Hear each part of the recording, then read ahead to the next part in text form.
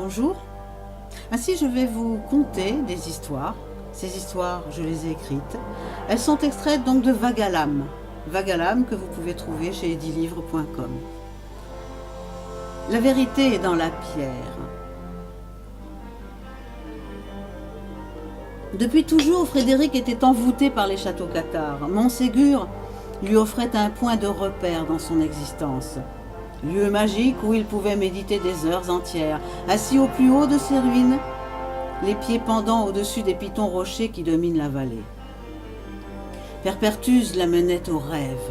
Il y laissait voguer son âme romantique, soupirant au regret, luttant contre les remords, espérant la vie.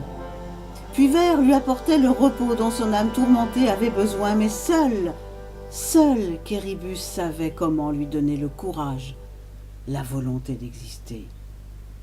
Sa haute tour perchait tel un immense nid d'aigle surplombant la vallée de l'Agly.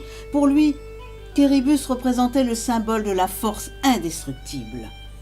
Lorsque ses yeux erraient le long de ses arêtes, son corps tout entier s'emplissait d'une énergie brutale dont son tempérament torturé se nourrissait avec délice. Sa réelle naissance, il la devait à ces lieux imprégnés de croyances, à ces roches tordues cruellement par le spectacle d'un affreux supplice contre lequel elle n'avait pu agir, prisonnière de leur écorce minérale.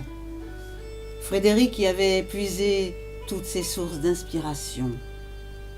La vision dantesque de ces châteaux dont l'allure gardait toute leur fierté malgré les ravages du temps avait su donner à ce jeune homme un peu timide et complexé qu'il était toute la confiance dont il manquait. Dès la première rencontre avec ces âmes de pierre, il avait compris qu'il ne serait plus seul, qu'il pourrait à tout jamais compter sur ses amis de roc inébranlable, se dressant face à l'éternité de la voûte céleste. Quand le temps de la célébrité était arrivé pour lui, il n'avait pas manqué de leur rendre hommage en les citant dans chacun de ses livres, respectant ainsi un pacte imaginaire signé avec ses propres larmes. Cette terre des Corbières, rougie par le sang des parfaits suppliciés, abreuvait sa plume en constante activité.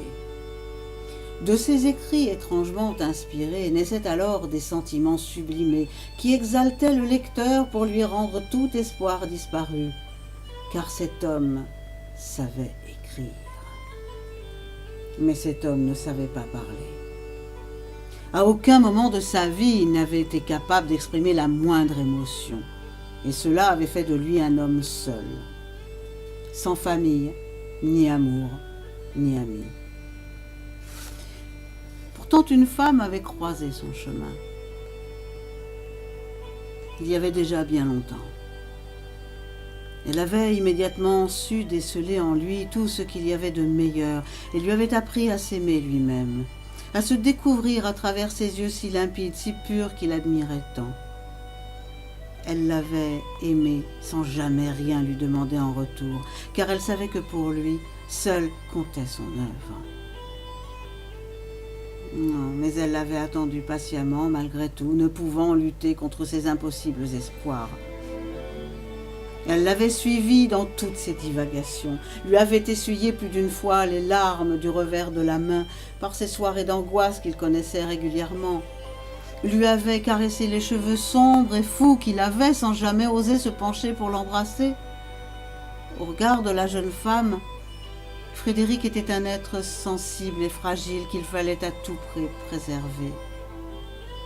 Elle avait voué sa vie à lui soigner le cœur et l'âme. Elle y était parvenue, mais n'en avait rien su, car jamais il ne lui avait avoué combien elle pouvait être importante pour lui.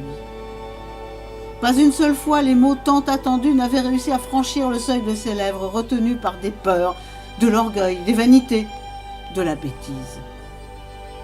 Alors un jour elle était partie, et il n'avait rien fait pour la retenir. Son choix avait été celui de la lâcheté. Rester seul entre sa machine à écrire et ses châteaux. Pas d'engagement, pas de risque.